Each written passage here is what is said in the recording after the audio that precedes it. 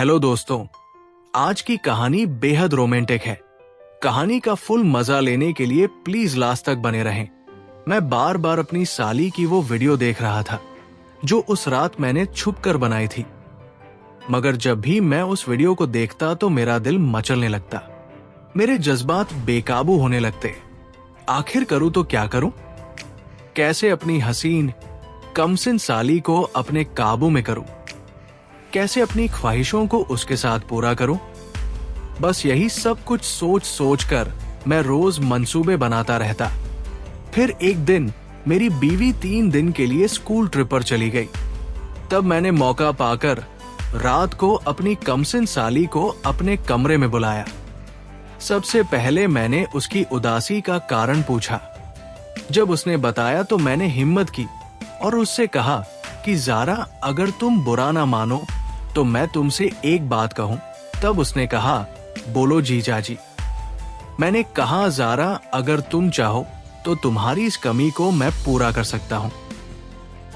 मेरे ये कहते ही वो एकदम जैसे शक पका गई और हैरान भरी नजरों से मेरी तरफ देखने लगी, मगर फिर भी वो खामोशी से बैठी रही और उठकर नहीं गई, जिस वजह से मेरी हिम्मत और भी ज्यादा बढ़ गई थी।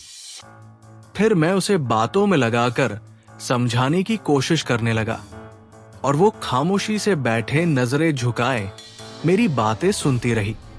बातों बातों में एक बार फिर मैंने उससे वही सवाल किया, मगर इस बार भी उसने कोई जवाब न दिया।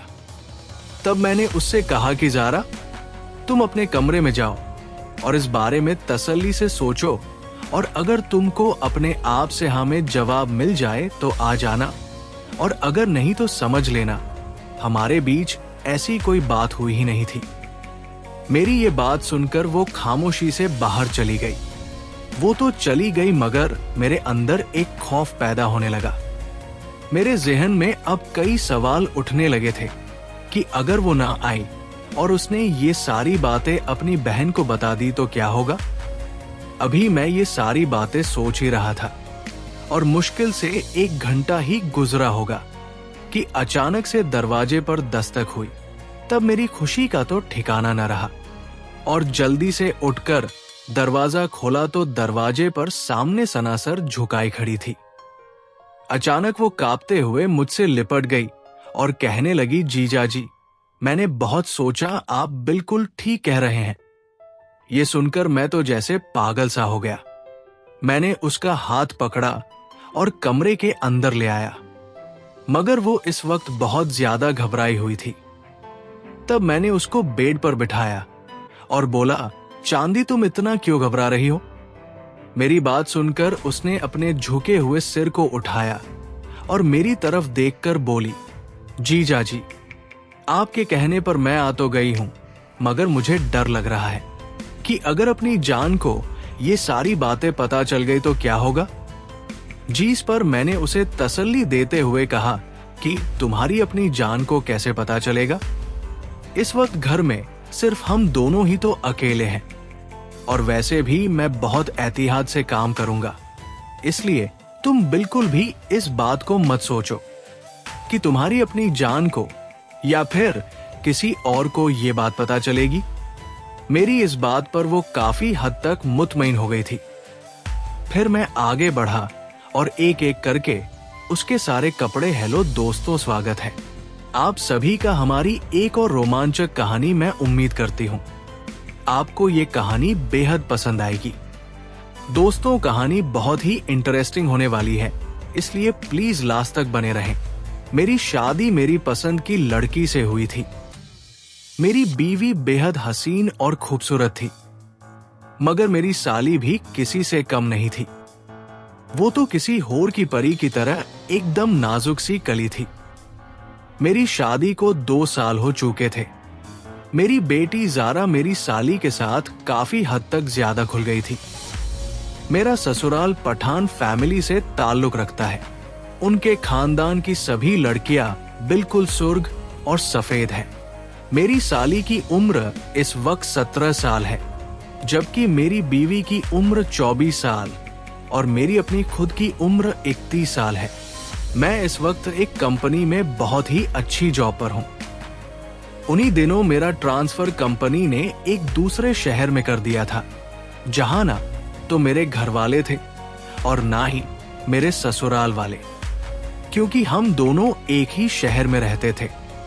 मैं अपनी बीवी को लेकर शहर के एक घर में शिफ्ट हो गया था और कुछ दिन बाद मेरी बीवी ने ही अपना अकेलापन दूर करने के लिए एक पास के ही स्कूल में टीचर की जॉब कर ली थी। इस पर मैंने भी कोई एतराज नहीं किया, क्योंकि मेरी कंपनी जाने के बाद वो सारा दिन घर में अकेली बोर होती थी। मेरी बीवी का नाम शबीना है और मेरी साली का नाम जारा है। एक दिन जब मैं काम से फारिग होकर घर आया तो उस दिन मेरी बीवी ने मुझे बताया कि वो अपनी बहन जारा को यहाँ बुलवा रही है। वहां घर में कुछ प्रॉब्लम चल रही है और इस बात को लेकर जारा काफी डिस्टर्ब है। तब मैंने उसको खुशी खुशी इजाजत दे दी और वैसे भी इसमें मना करने वाली कोई बात ही नहीं थी, क्योंकि जारा को नजदीक रखना तो मेरी दिली ख्वाहिश थी। मैं उसके साथ कुछ और तो नहीं कर सकता था, मगर उसको अपने करीब तो रख सकता था। हालांकि मेरे दिल में उसके साथ कुछ अलग ही वक्त गुजारने की बहुत ज्यादा ख्वाहिश थी। फिर कुछ दिन बाद जारा हमारे घर आ गई। उसके चेहरे की उदासी देखकर मुझे कुछ भी अंदाजा न हुआ, मगर ये समझ में आ गया कि वाकई कुछ गड़बड़ जरूर है। खैर, मेरी साली जारा आ गई थी। अब उसे कुछ दिन यहाँ रहना था, मगर वो मुझसे भी ज्यादा बातचीत नहीं करती थी। जारा को रहते हुए एक हफ्ता तो हो ही गया था। मैं और मेरी बीवी उसको तकरीबन रोजाना ही बाहर ले जाते थे और रात को देर से वापस आते, ताकि सना का दिल बहल जाए। एक दिन मैंने अपनी बीवी से पूछा कि आखिर वजह क्या है जो सना इतनी उदास और अपसेट रहती है। तब मेरी बीवी ने बताया कि मेरे अब्बू उसकी शादी उसकी मर्जी के खिलाफ करना चाहते हैं, मगर वो किसी और लड़के को पसंद करती है, जबकि अब्बू उसके खिलाफ जाकर अपने दोस्त के बेटे से उसकी शादी करना चाहते हैं। मैं ये सुनकर तो सोच में ही पड़ गया कि अब क्या किया जाए। जारा तो किसी और लड़के में दिलचस्पी रखती है। अब तो वो मुझे कभी अपने करीब नहीं आने देगी। हर दिन ऐसे ही गुजरते रहे और मैं बस दूर दूर से ही देखकर अपनी साली को आंखें ठंडी कर लेता था, क्योंकि मुझे इस बात का अंदाजा हो चुका था कि वो सिर्फ उसी लड़के में दिलचस्पी रखती है जिससे वो प्यार करती है, और अगर मैंने कोई हरकत की तो हो सकता है कि वो इस पर बहुत ज्यादा रिएक्शन लेती और फिर इससे मेरी घरेलू जिंदगी भी तबाह हो सकती थी। यही वजह थी कि उसके इतने करीब होने के बावजूद भी मैं कुछ नहीं कर पाया था। मगर एक रात मेरे सारे अंदाजे गलत साबित होने लगे थे। इस रात मैं अपने कमरे में सो रहा था, या अचानक मुझे प्यास महसूस हुई। तब मैं उठा और कमरे से बाहर निकलकर पानी पीने के लिए किचन की तरफ चल पड़ा। मगर जैसे ही मैं किचन के करीब पहुंचा, तब मेरे कानों में जारा की बात करने की आवाज आने लगी थी। मैं इस बात से बड़ा हैरान हुआ कि रात में इस पहर जारा किचन में किससे बातें कर रही है। तब मैं किचन के करीब जाकर दरवाजे पर कान लगाकर सुनने लगा, मगर जैसे ही मैंने दरवाजे पर कान लगाया, तब दरवाजा थोड़ा सा खुल गया था। फिर जब मैंने अंदर झांक कर देखा तो मेरे तो होश उड़ गए, क्योंकि उसने एक हाथ से मोबाइल पकड़ा हुआ था और दूसरे हाथ से खुद को सुकून देने में मसरूफ थी। इस वक्त वो इतनी बेखबर थी, उसे अंदाजा भी नहीं हुआ कि उसे छुपकर कोई देख रहा है। शायद वो अपने बॉयफ्रेंड से ही बातें कर रही होगी, और हो सकता था कि उनकी गुफ्तगू इस हद तक जा पहुंची हो कि वो अपने आप को ना रोक सकी। ये सब देखकर मुझे तो हैरत की इम्तिहान रही, मगर हैरत के साथ साथ मुझे खुशी भी हो रही थी, क्योंकि ये सब कुछ देखने के बाद तो मैं इसको अब और भी आसानी से हासिल कर सकता था। फिर अचानक से मुझे किसी बात का ख्याल आया और मैं फौरन से दबे पांव अपने कमरे की तरफ बढ़ गया और अपना मोबाइल लेकर वापस किचन के दरवाजे के पास आकर खड़ा हो गया। जहां वो अभी तक इसी काम में मसरूफ थी। मैंने फौरन से मोबाइल ऑन किया और वीडियो बनाने लगा। अब मेरे हाथों में सना की कमजोरी आ चुकी थी। फिर कुछ देर बाद मैं इसी तरह दबे पाव पानी पिए बगैर वापस अपने कमरे में आ गया। मगर अब मुझे नींद कहां आने वाली थी। मैं पूरी रात इन्हीं सोचों में घूम रहा और मंसूबे बनाता रहा कि अब किस तरह बात आगे बढ़ाई जाए जिससे वो आराम से मेरी बात भी मान ले। खैर, इसी सोच विचार में सुबह हो गई थी और मेरे ऑफिस जाने का वक्त हो गया था। घर में तैयार होकर कमरे से बाहर निकला तब मेरी बीवी नाश्ता बनाने में मशरूम थी, मगर ज़ारा अभी तक कमरे से बाहर नहीं निकली थी। तब मैंने अपनी बीवी से पूछा कि ज़ारा अभी तक सो रही है, नाश्ता नहीं करेगी क्या? वो जीस पर मेरी बीवी ने जवाब दिया, पता नहीं अभी तक क्यों सो रही है, हो सकता है शायद उसकी तबीयत ठीक ना हो। मैं देख लूंगी, आप नाश्ता करो और ऑफिस चले जाओ। मुझे भी देर हो रही थी स्कूल जाने के लिए। मैं उसकी बात सुनकर नाश्ता करने में मशरूम हो गया और थोड़ी देर में ऑफिस के लिए रवाना हो गया। मगर ऑफिस में तो मेरा बिल्कुल भी जीना लगा और सारा दिन मैं मंसूबे ही बनाता रहा। इसी तरह 3-4 दिन गुजर गए और कुछ ना हो सका मगर 30। तीसरे दिन जब मैं शाम को ऑफिस से घर आया तब मेरी बीवी मेरे लिए एक खुशखबरी लेकर बैठी हुई थी। उसने बताया कि स्कूल में एक सेमिनार हो रहा है। उसको 3 दिन के लिए हेडक्वार्टर तलब किया गया है, जो कि दूसरे शहर में था। मैंने इसके लिए कहा ठीक है, मैं ऑफिस में छुट्टियों के लिए अप्लाई कर देता हूं, फिर हम दोनों साथ चलेंगे। तब उसने जवाब दिया, नहीं, मुझे अकेले ही जाना होगा, किसी के साथ नहीं जा सकती क्योंकि स्कूल की और भी टीचर्स हैं जो वहां जा रही है। सारा इंतजाम स्कूल की तरफ से है, हमारी रिहाइश और ट्रांसपोर्ट वगैरह का भी। ये सुनकर तो मेरी खुशी का कोई ठिकाना न रहा।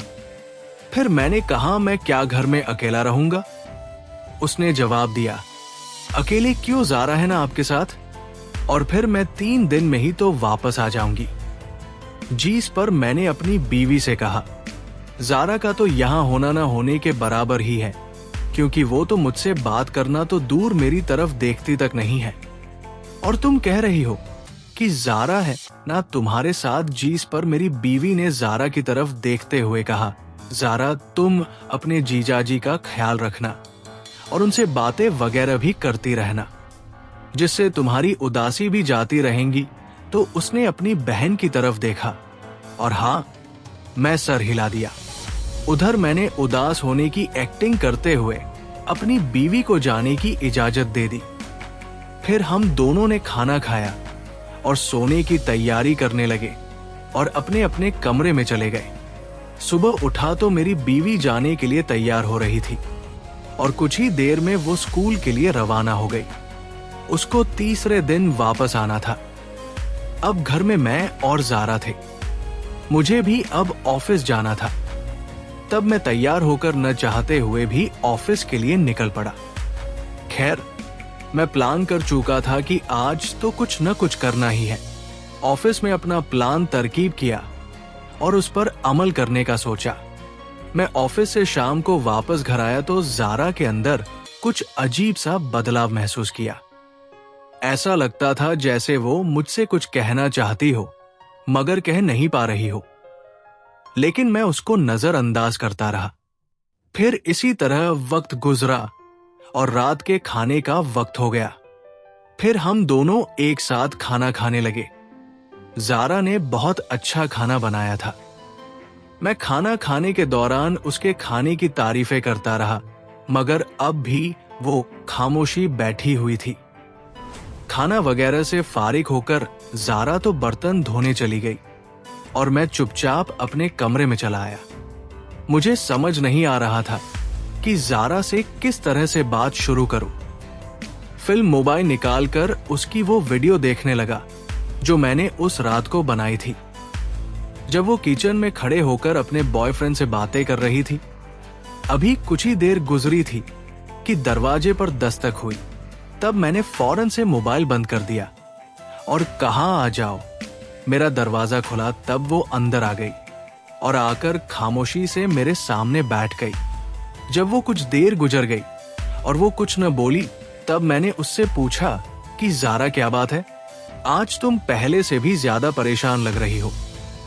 आखिर ऐसी कौन सी बात है जो तुमको इतना परेशान करती है?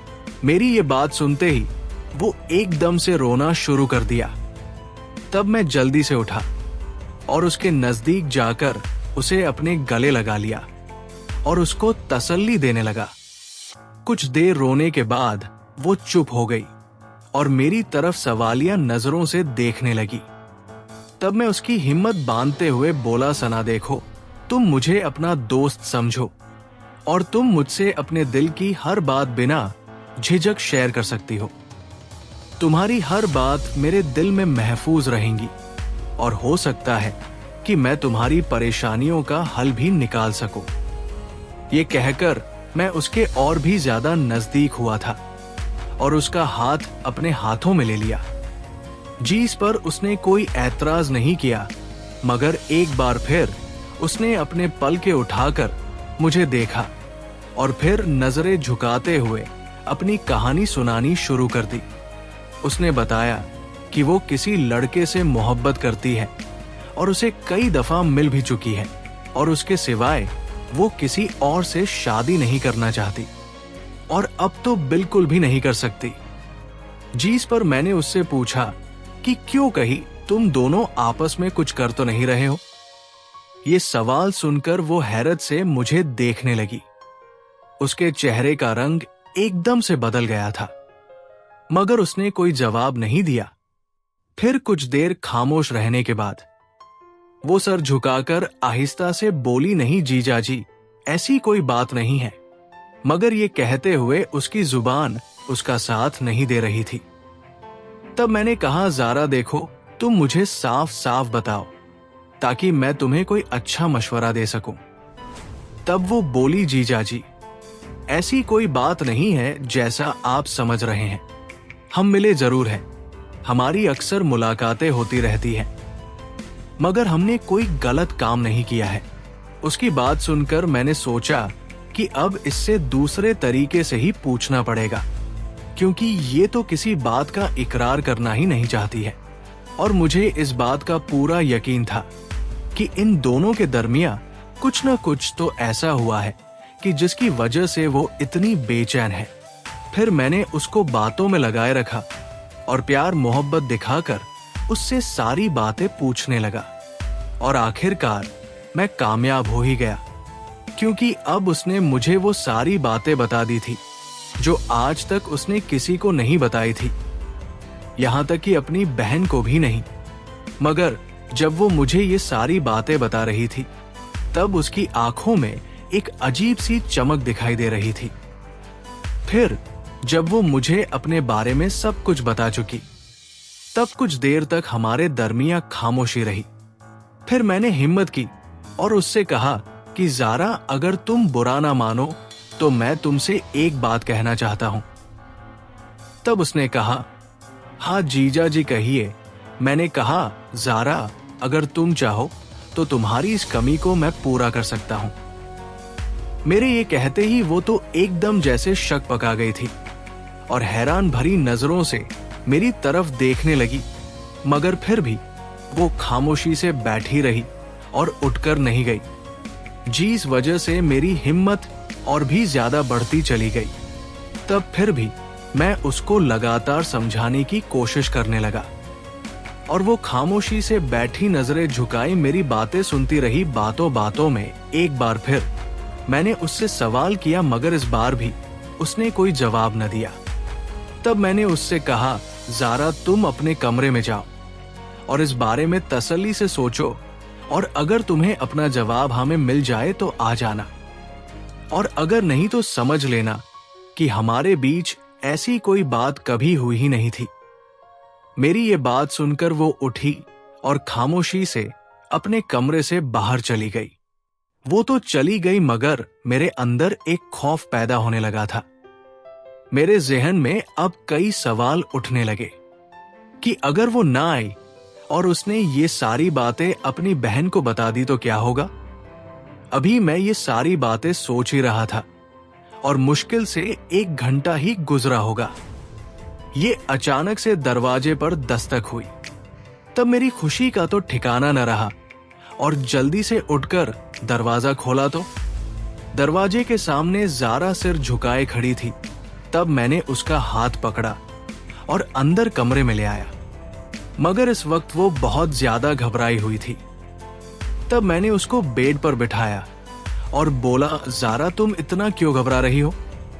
मेरी बात सुनकर उसने अपने झुके हुए सिर को उठाया और मेरी तरफ देखकर बोली, जीजा जी, आपके कहने पर मैं यहां आ तो गई हूं, मगर मुझे बहुत ज्यादा डर लग रहा है कि अगर अपनी जान को ये सारी बातें पता चली तो क्या होगा।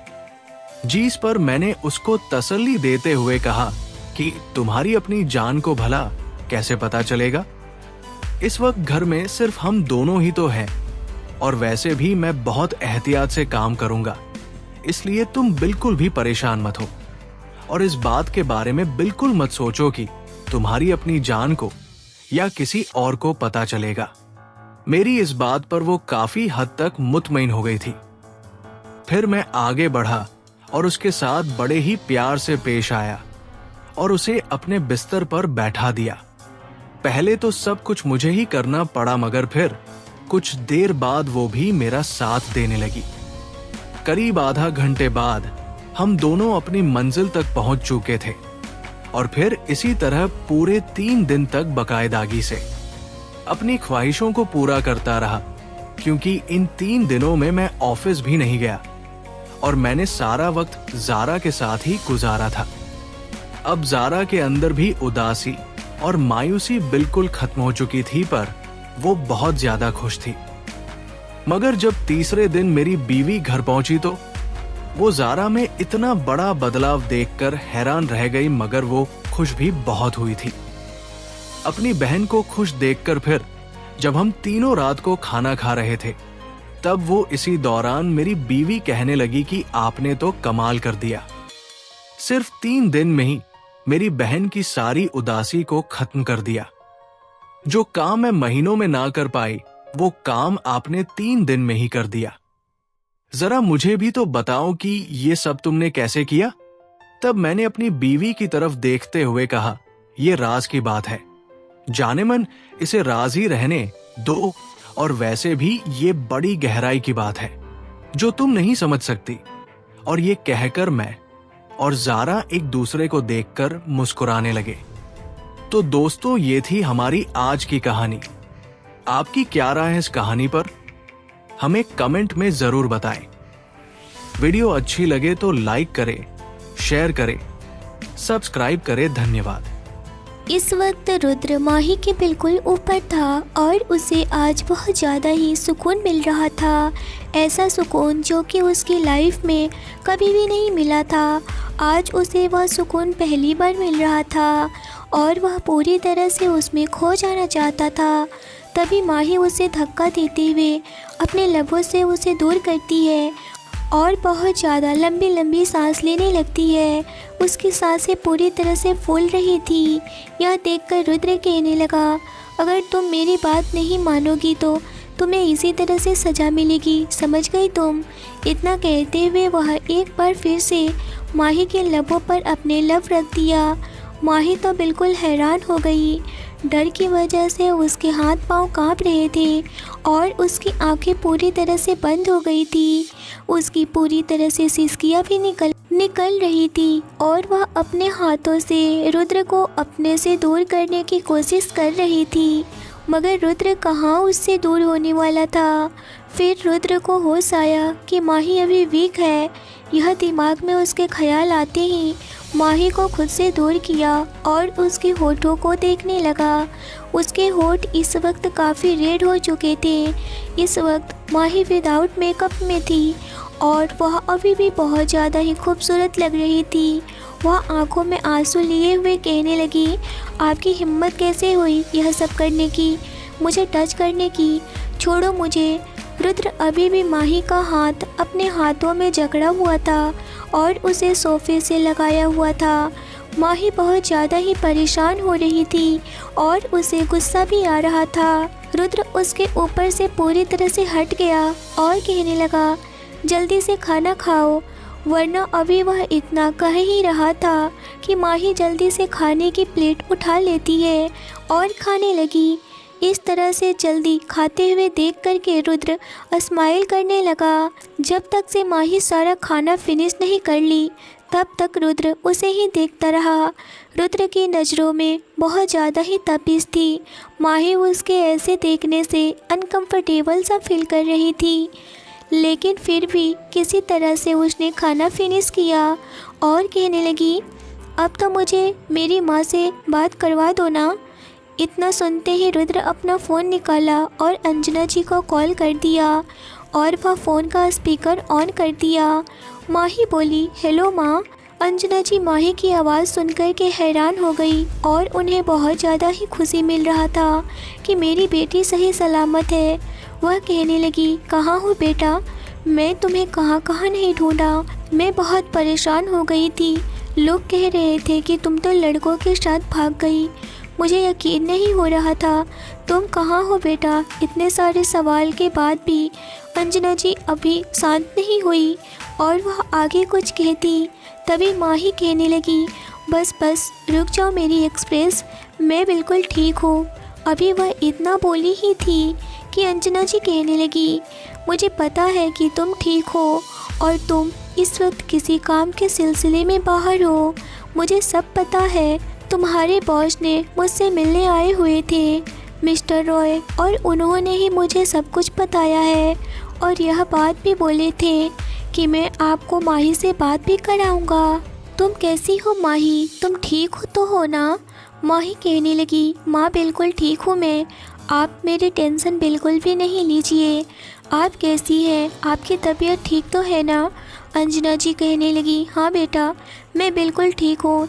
इस वक्त अंजना जी के आंखों में सिर्फ आंसू ही थे और वही हाल माही का भी था। इन 5 दिनों में जो भी उसके साथ हुआ है वह अपनी माँ को चीख चीख कर बताना चाहती थी, मगर वह चाहकर भी नहीं बता रही थी और वह अपने आंसू को पोंछते हुए कहने लगी, मैं बिल्कुल ठीक हूँ बेटा, तुम अपना ध्यान रखना और अच्छे से काम करके जल्दी से मेरे पास आ जाओ। मैं यहीं मुंबई में ही हूँ। बहुत अच्छा है तुम्हारा घर बेटा और मैं तुम्हारा वेट कर रही हूँ। तुम्हारे बॉस ने ही मुझे बताया कि तुम्हें अपनी कंपनी के थ्रू यह अपार्टमेंट मिला है।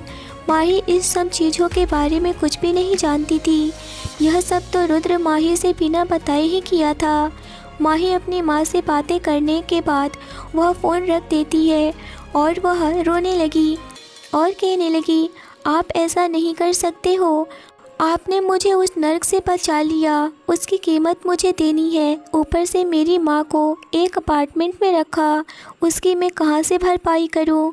मुझे कुछ भी समझ में नहीं आ रहा है। प्लीज़ मुझे जाने दो ना। मुझे मेरी माँ से मिलना है, उन्हें अपनी आँखों से देखना है। मैं अपनी माँ के बिना एक दिन भी नहीं रह पाती हूँ। उन्हें बिना देखे प्लीज़ आप समझने की कोशिश क्यों नहीं करती हो? और इतनी मेहरबानी दिखाने की मुझ पर क्या ज़रूरत है? इतना कहते हुए वह रुद्र को गौर से देख रही थी। रुद्र भी इस वक्त माही को ही देख रहा था और कहने लगा, तुम जानना चाहती हो कि मैं इतना सब कुछ क्यों किया है? मैं तुम्हारे लिए किया हूँ समझी, क्योंकि तुम मुझे पसंद हो। हर कीमत पर मैं तुम्हें पाना चाहता हूँ। I want you. इतना सुनना था कि माही की आंखें पूरी तरह से फटी की फटी रह गई और वह कहने लगी, ऐसा नहीं हो सकता है। आखिर मुझ में ऐसा क्या है जो आप अभी वह इतना ही बोली थी कि रुद्र उसके करीब आया और उसके हाथों को पकड़ के बेड पर बिठाया और कहने लगा, देखो माही, मैं ज़्यादा बोलने वाला नहीं हूँ। एक बात ध्यान से सुन लो, जो मैं कह रहा हूँ वही सही है। मैं एक ही बात को दोहराता नहीं हूँ और सच में मैं तुम्हारा बॉस हूँ और तुम मेरी असिस्टेंट हो। कल से तुम्हें मेरे ऑफिस चलना होगा।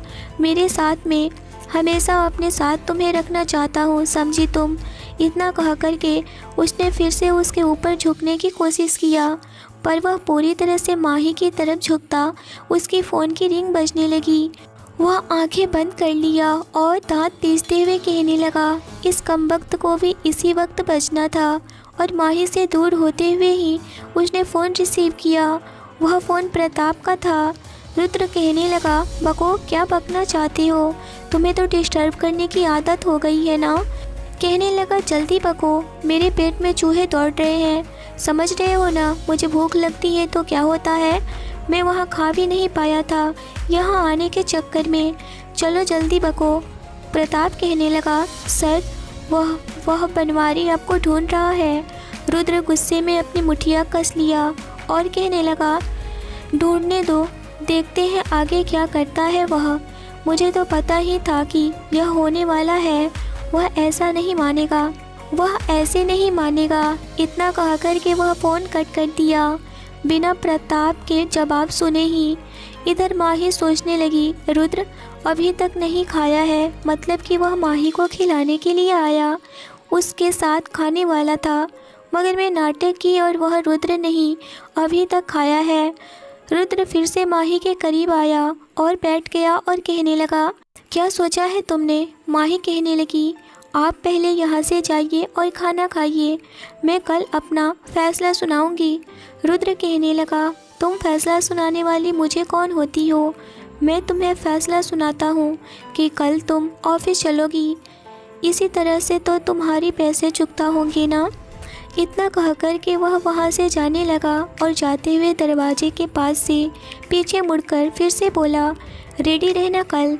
मैं अब यह बात बार बार नहीं बोलने वाला हूँ, समझी तुम? और हाँ, दवाई अच्छे से खाना। मैं नहीं चाहता हूँ कि तुम्हारी तबीयत ख़राब हो और तुम्हारी तबीयत की वजह से मेरा काम डिस्टर्ब हो जाए, मेरा एम्प्लॉय बीमार पड़े और मैं घाटा में हो जाऊँ। इतना कहकर वह वहाँ से चला गया। माही गुस्से में पैर पटकते हुए कहने लगी, यह इंसान मुझे छोड़ क्यों नहीं देता है? मैं इसका क्या बिगाड़ा है जो कि ज़बरदस्ती मेरे पीछे पड़ा हुआ है? मैं इस वक्त किसी भी इंसान को देखना पसंद नहीं कर रही हूँ। मैं तो खुद ही अपनी ज़िंदगी के साथ लड़ रही हूँ। पर दूसरी तरफ फिर से सोचने लगी, अगर मैं यहाँ रही तो बनवारी का खतरा तो नहीं रहेगा ना, और ना ही कोई और का, सिर्फ इसी बंदे का तो मुझे खतरा है। पर इसने तो 2 दिन हो गए, इसने बहुत कुछ किया है मेरे साथ, मुझे बहुत डर लग रहा है इससे। और यह अपने ऑफिस में भी जॉब दे रहा है, फिर यह सब करने में क्या जाता है? इस वजह से मेरी माँ भी अच्छे से यहाँ रहेगी, उस रिमी और आकाश से दूर, और मैं भी सुकून से रहूँगी और सारा पैसा भी इस इंसान का चुकता कर दूँगी। यह सोच कर के माही कहने लगी, हाँ, यह सही रहेगा, मुझे इसकी बात मान लेनी चाहिए। और सोचने लगी, वह कल ऑफिस जाएगी, पर वह पहनेगी क्या? उसके पास तो कोई कपड़ा भी नहीं है ढंग के। वह तो सिर्फ 1-2 कपड़े थे जो रुद्र की बहन का था, वही माही पहन रही थी। माही यही सोचते हुए सो गई। सुबह के 9 बज रहे थे। रुद्र पूरी तरह से ऑफिस के लिए रेडी हो गया और वह अपने कमरे से निकला। कहने लगा, कमला कहाँ है माही? अभी तक वह टेबल पर क्यों नहीं आई? कमला कहने लगी, मैडम तो वॉशरूम में अभी शावर ले रही हैं, पर उनके पास तो कोई कपड़े ही नहीं हैं, वह कैसे ऑफिस जाएंगी? इतना सुनते ही रुद्र एक कॉल करता है और उसके कॉल करते ही 5 मिनट के बाद ही एक आदमी आता है जिसके हाथ में बैग होता है। रुद्र कहने लगा, इसे लेकर जाओ और माही को दे दो। कमला वह बैग लेती है और माही के कमरे में चली जाती है। माही इस वक्त शावर लेकर के आ चुकी थी।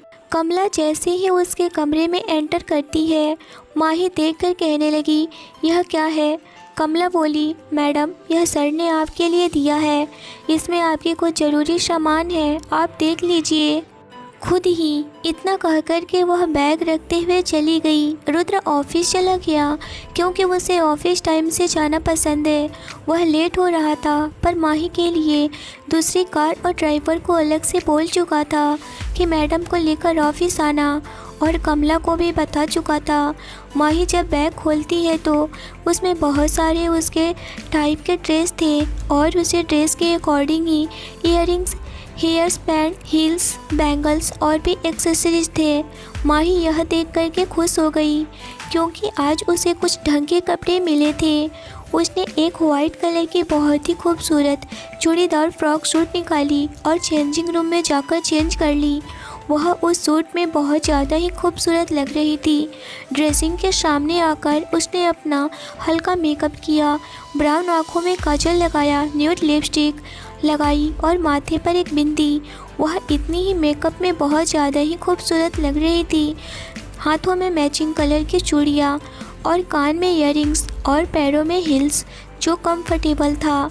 रुद्र ने उसके हिसाब से सब कुछ अरेंज कर दिया था और वह खुद यह सारा अरेंज करने के लिए शॉप पर गया हुआ था। शॉप वाले ने ही भिजवा दिया था। वह कल ही आते हुए ही यह सब कुछ अरेंज किया था। रुद्र माही को देखने के लिए परेशान हो रहा था। वह बहुत गुस्सा हो रहा था कि मुझे थोड़ी देर रुक जाना चाहिए था। वह रेडी होकर आ तो जाती ना, सबसे पहले मैं तो देखता ना उसे। इतना सोचते हुए उसका ऑफिस आ गया और उसकी कार रुक गई। वह अपने सोचों से बाहर निकला और एक राजा की तरह अपने ऑफिस में एंटर किया। जब माही रेडी होकर के नीचे आती है तो देखती है रुद्र वहाँ नहीं है। कमला से पूछती है, कहाँ है तुम्हारे साहब? कमला कहने लगी, मैडम सर तो चले गए और वह आपके लिए एक कार और ड्राइवर छोड़ गए हैं। वह ड्राइवर आपको ऑफिस छोड़ देगा। माही एक गहरी सांस ली और आगे कदम बढ़ा दी। तभी कमला कहने लगी, मैडम आप आज बहुत ज़्यादा ही खूबसूरत लग रही हैं, किसी की नज़र न लगे। और इतना कहकर वह अपने आंखों से काजल निकालकर माही के कान के पीछे लगा दिया और उसके गालों को सहला कर कहने लगी, मैडम आप नाश्ता तो कर लीजिए। यह देखकर माही की आंखों में आंसू आ गए। वह कहने लगी, नहीं लेट हो रहा है, शायद मैं काफ़ी लेट हो जाऊंगी, मैं उधर ही मैनेज कर लूँगी। माही के पास तो अपना फ़ोन भी नहीं था कि वह रुद्र को कॉल करके पूछ सके वह अकेले कैसे आए। मगर फिर जब वह बाहर निकली तो बाहर ड्राइवर कार के साथ खड़ा था और जैसे ही माही को देखा ड्राइवर कहने लगा, मैडम मैं आपको लेकर ऑफिस चलता हूँ, सर ने आपको छोड़ने को कहा है। यह सुनकर माही कार में पीछे बैठ जाती है और वहाँ देखती है कि कुछ रखा हुआ था जो कि एक गिफ्ट की पैकेजिंग में था। ड्राइवर भी ड्राइविंग सीट पर बैठ गया। तभी माही कहने लगी, भैया यह किसका है? यह शायद गलती से किसी का छूट गया होगा या फिर आपका कहीं यह तो नहीं है ना? ड्राइवर कहने लगा, नहीं मैडम यह सर ने आपके लिए ही रखा है और बोले थे कि मैडम को बता देना। माही हाथ में लिए हुए बॉक्स को देखने लगी और कहने लगी, यह क्या हो सकता है, वह भी मेरे लिए? क्यों? वह गिफ्ट पैक जैसा था। वह उसके रैपर को हटाती है, उसमें और कुछ नहीं बल्कि फ़ोन था और वह फ़ोन बहुत ज़्यादा ही महंगा था। वह फ़ोन जैसे ही निकालती है उसके हाथों में उसकी रिंग बजने लगी। उस पर जो नंबर फ्लैश हो रहे थे उसे देख कर के उसकी आंखें बड़ी हो गई और कहने लगी, यह कौन हो सकता है? वह फ़ोन रिसीव करती है। अभी वह हेलो बोलने वाली होती है कि तभी रुद्र कहने लगा, इतनी देर मुझे ऑफिस में कोई आए मुझे बिल्कुल भी पसंद नहीं है। तुम आ रही हो या फिर? अरे हाँ मैं तो भूल ही गया, तुम्हारे हाथ में फ़ोन है मतलब कि तुम आ रही हो। ठीक है, इतना कह कर के वह फ़ोन कट कर दिया। माही कुछ भी बोल नहीं पाई थी, बस वह चुपचाप रुद्र की बातें सुनती रह गई।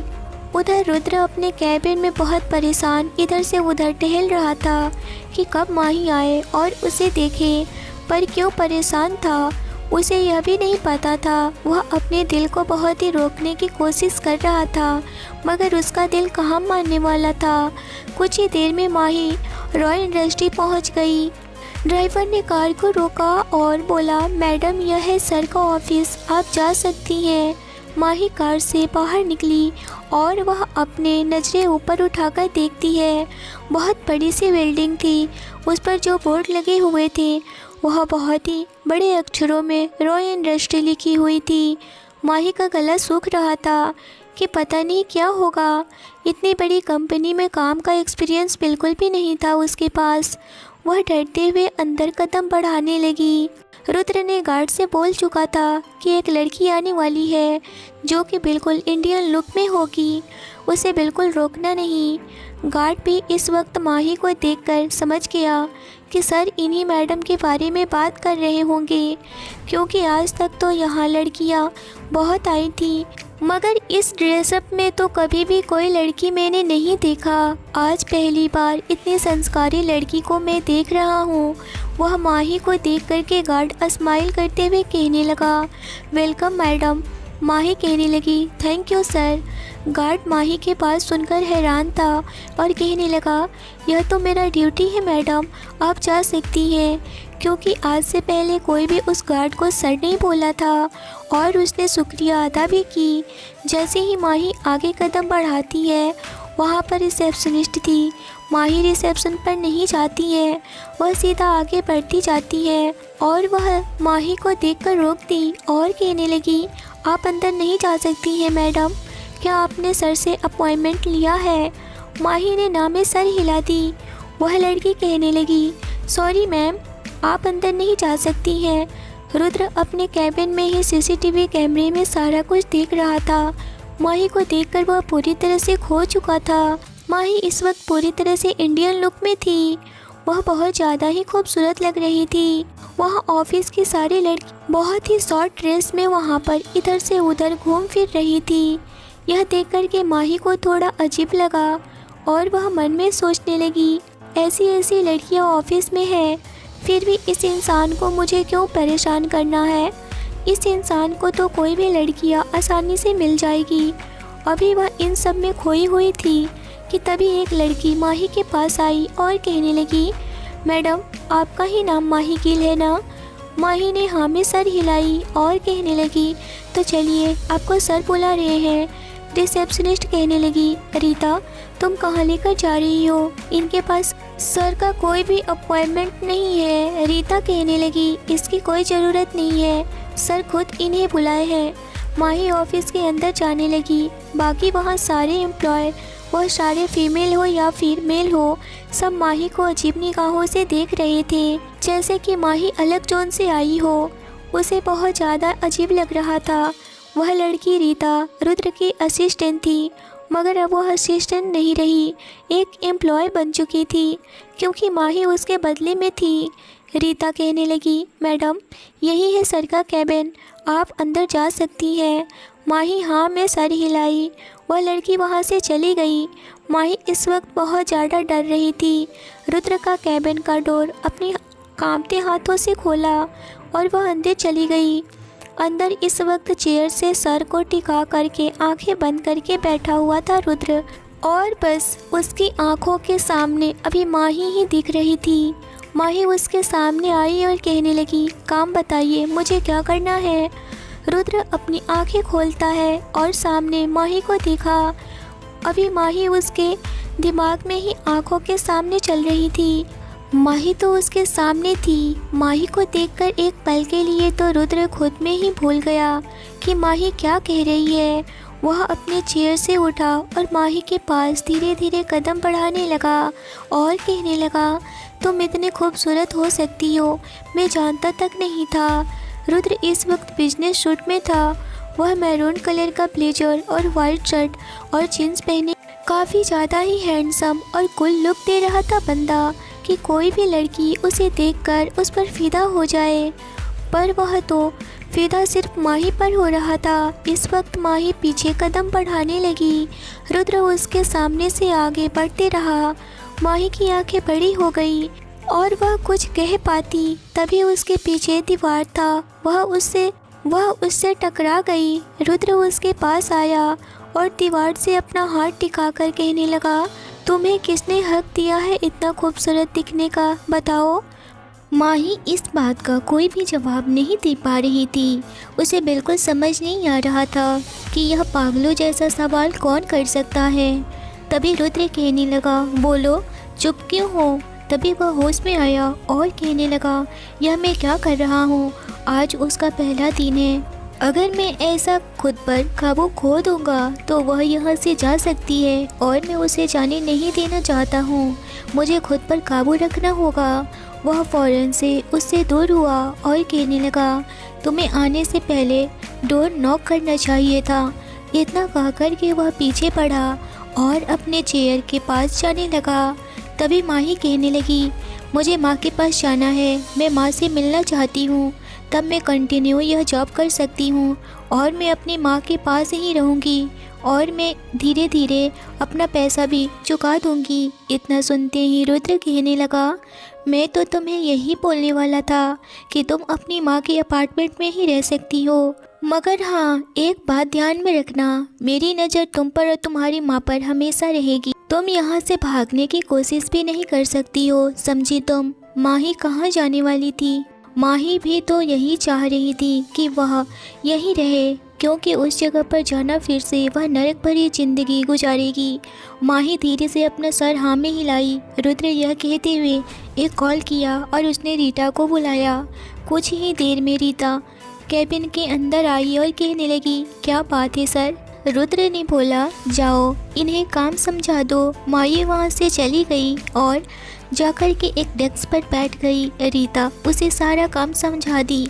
अभी भी रुद्र का जी नहीं भरा था। माही को देखे बिना वह रह नहीं पा रहा था।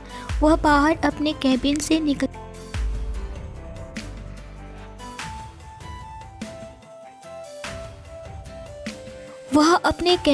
निकला और वह रह नहीं पा रहा था। वह बाहर अपने कैबिन से निकला और जहां माही बैठी थी उसके कुछ दूरी पर पीछे एक डेस्क खाली था। वह वहां पर बैठ गया और एक एम्प्लॉय से कहने लगा, जाकर मेरे कैबिन से मेरा लैपटॉप लेकर आओ। वह बोला, ओके सर, अभी लाया। रुद्र लैपटॉप खोलकर उसकी आड़ में बस माही को घूरे जा रहा था और इस बात से बेखबर माही पूरा मन लगाकर अपना काम कर रही थी। वह पहले भी ऑफिस में काम कर चुकी थी, जिस वजह से उसे थोड़ी बहुत एक्सपीरियंस थी।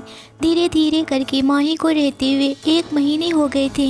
बनवारी और माही का सामना नहीं हुआ, क्योंकि बनवारी रुद्र के करीब कई बार आने की कोशिश किया और नहीं माही के करीब आने दिया उसे, मगर रुद्र ने उसे खुद से मिलने ही नहीं दिया और वह यहाँ से दूर ही रखा उसको।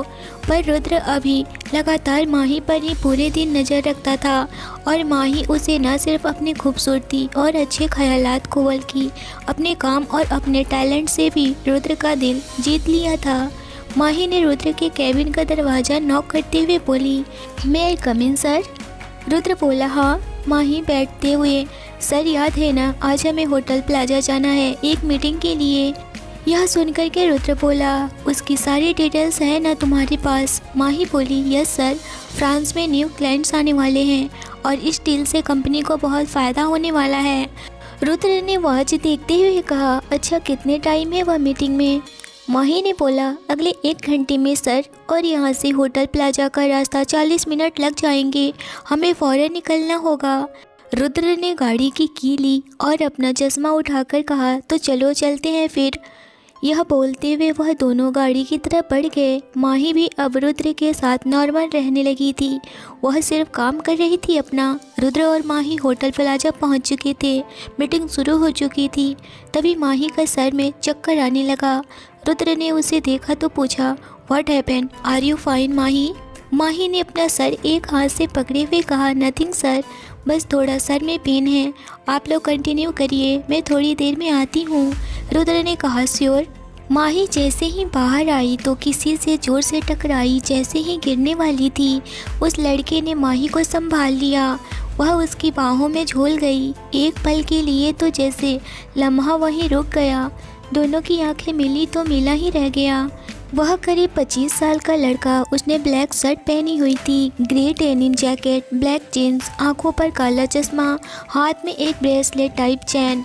वह इतना हैंडसम और चार्मिंग लग रहा था कि वह माही से नज़र हटाना भी भूल गया। तो वह लड़का वहीं जिसकी बाहों में माही गिरी हुई थी, अपने दूसरे हाथ से चश्मा उतार कर एक टक उसे देखने लगा।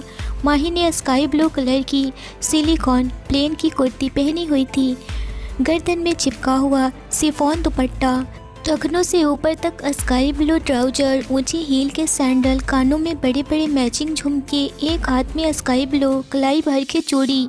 वह लड़का माही से नज़र हटाना भी भूल गया था, क्योंकि वह लग ही रही थी किसी प्रिंसेस की तरह किसी से।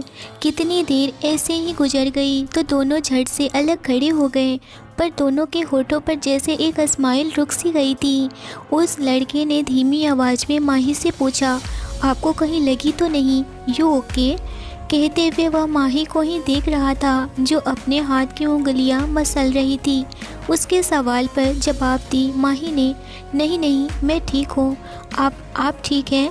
यह कहते हुए वह उस लड़के को देखे जा रही थी। कुछ तो ऐसा था उस लड़के में जो माही की नज़र उस पर है टिकी रही। उसकी मासूम सी काली आंखें और चेहरे पर एक भोलापन था। कुछ तो हो रहा था माही को उसे देखकर। इस लड़की का नाम आयुष था। वह अकेली था, घर में सिर्फ उसकी माँ और वह था। आयुष सिर्फ काम में लगा रहता था और उसकी माँ उसकी शादी के लिए फोर्स करती रहती थी, और वह हमेशा बोलता था, माँ अभी प्यार नहीं हुआ है तो शादी कैसे कर लूँ। उसे सच्चे प्यार की तलाश थी, और शायद वह तलाश माही पर ख़त्म हो सकती थी या नहीं, यह तो वक्त ही बताएगा। आयुष ने स्माइल करते हुए कहा, मैं भी ठीक हूँ, हाय आई एम आयुष। यह कहते हुए वह अपना हाथ माही की तरफ बढ़ाया। माही ने अपना हाथ बढ़ाया, वह भी अपना हाथ मिलाते हुए कहा, हेलो आयुष, मैं माही। फिर दोनों ही मुस्कुराने लगे। माही ने अपना हाथ आयुष के हाथ में खींचते हुए कहा। माही ने कहा, ओके फिर मैं चलती हूँ, बाय। यह कहते हुए माही वहाँ से चली गई तो वहीं आयुष माही को देखते ही रह गया। तभी मीटिंग ख़त्म करके वह सीधा घर आ गई थी। रात हो गई थी। थकी हारी वह अपने बिस्तर पर लेट गई, पर आयुष का चेहरा उसकी आंखों से जा ही नहीं रहा था। बस उसी के बारे में सोचे जा रही थी। उसकी मासूम सा चेहरा जैसे आंखों में बस गया था, जा ही नहीं रहा था। वह अपने ख्यालों में खोई हुई थी। देखा रुद्र की कॉल थी। उसे देखकर माही ने हैरानी से सोचा, इस टाइम रुद्र क्यों फ़ोन कर रहे हैं, सब ठीक तो है ना। यह सोचते हुए उसने कॉल पिक कर ली और ईयरफोन कान में लगाते हुए कहा, हेलो सर, इतनी रात हो गए हैं, सब खैरियत तो है ना। तभी उधर से रुद्र ने परेशान आवाज़ में कहा, दरअसल मुझे तुम्हारी हेल्प चाहिए। माही, एक इमरजेंसी है, क्या तुम करोगी? माही ने बेड से टेक लगाते हुए कहा, जी जी बोलिए। रुद्र बोला, दरअसल एक बहुत ही इम्पॉर्टेंट इवेंट ऑर्गेनाइज करना है और टाइम बहुत कम है और काम ज़्यादा है। उस रिलेटेड कुछ डिस्कस करना है और कुछ हेल्प भी चाहिए। क्या तुम अभी ऑफिस आ सकती हो? रुद्र की बात सुनकर माही उठ बैठी। उसने परेशान आवाज़ में कहा, इस टाइम पर? अभी तो रात के 11 बज रहे हैं। मैं सुबह सवेरे आ जाऊंगी। मैं इस टाइम नहीं आ सकती हूँ, मम्मी परेशान होंगी। इस वक्त माही के जवाब पर रुद्र की मुठिया खींच गई। फिर उसने गहरी सांस लेकर अपना गुस्सा कंट्रोल करके नम आवाज़ में कहा, नहीं, काम जल्द शुरू करना है तो डिस्कस और तैयारी अभी करनी होगी ना, इसीलिए अभी आना होगा तुमको। और अगर तुमको यह जॉब चाहिए तो तुमको अभी आना होगा, और मेरे पैसे भी तो तुम्हें देने हैं ना। और यह फाइनल है, मैं तुमको लेने आ रहा हूँ, तुम मुझे बाहर गेट पर मिलो। अरे पर मेरी बात, अभी माही कुछ बोलती कि इससे पहले ही माही का बिना बात सुने ही रुद्र ने कॉल कट कर दिया। माही मन ही मन बड़बड़ाते हुए बोली, अजीब इंसान है, रात के 11 बजे कौन बुलाता है, ऊपर से धमकी भी दे रहा है, खड़ूस कहीं का। यह कभी नहीं बदलने वाला है, मुझ पर हमेशा जोर ज़बरदस्ती ही करेगा। माही गुस्से में ज़रूर थी, पर रुद्र की नीयत से अनजान थी। थोड़ी देर में रुद्र माही को लेने उसके घर पहुंच गया था। काम तो सिर्फ बहाना था, उसे तो सिर्फ माही को अपने सामने रखना था। वह जब माही घर से जा रही थी तो अंजना जी कहने लगी, रात के 11 बजे बेटा कहाँ जा रही हो? माही कहने लगी, माँ मुझे अर्जेंट जाना होगा, कल अर्जेंट पार्टी ऑर्गेनाइज करनी है तो उस पर कुछ डिस्कस करना है। मैं बहुत जल्द आ जाऊँगी, आप बिल्कुल भी टेंशन नहीं लीजिए, आप आराम करिए। रुद्र ऐसा नहीं था, पर माही को मिलने के बाद वह बदल गया था। वह बस माही को जी भर के देखना चाहता था। दोनों ऑफिस पहुंच चुके थे और रुद्र के कैबिन में एक चेयर पर माही बैठी थी और रुद्र अपनी चेयर पर बैठा था। वह उसके सामने बैठी थी और लैपटॉप देख रही थी, और वह बस कभी डायरेक्टली और कभी इनडायरेक्टली उसी को देखे जा रहा था। तभी रुद्र ने देखा माही के चेहरे पर कुछ बाल की लटे आ रहे थे जो उसे लैपटॉप पर काम करने में परेशानी कर रहे थे। वह अपनी चेयर से उठा और माही के चेयर के पीछे उसके ऊपर झुककर बोला, यह देखो, यह वाला डेकोरेशन कैसा रहेगा, VIP हैं, सेलिब्रिटी आने वाले हैं। इतना बोल कर के वह माही के ऊपर झुककर उसकी गर्दन पर अपना सर टिका दिया। माही के हाथ पर हाथ रखकर कंप्यूटर में उसे कुछ दिखाने लगा, पर माही उसकी इस बात से अनजान थी। धीरे धीरे रुद्र ने उसके गाल पर आई लटों को हटा दी। माही के इतना करीब होते ही रुद्र के दिल की धड़कन तेज हो गई। वह जैसे खुद पर बेकाबू होने लगा। उसने माही के हाथों पर अपने हाथ रखा और उसे डिजाइन दिखाने लगा। माही के बाल रुद्र की सांसों को महका रहे थे। उसको देखते ही प्यास जो थी उसकी कम नहीं हो रही थी।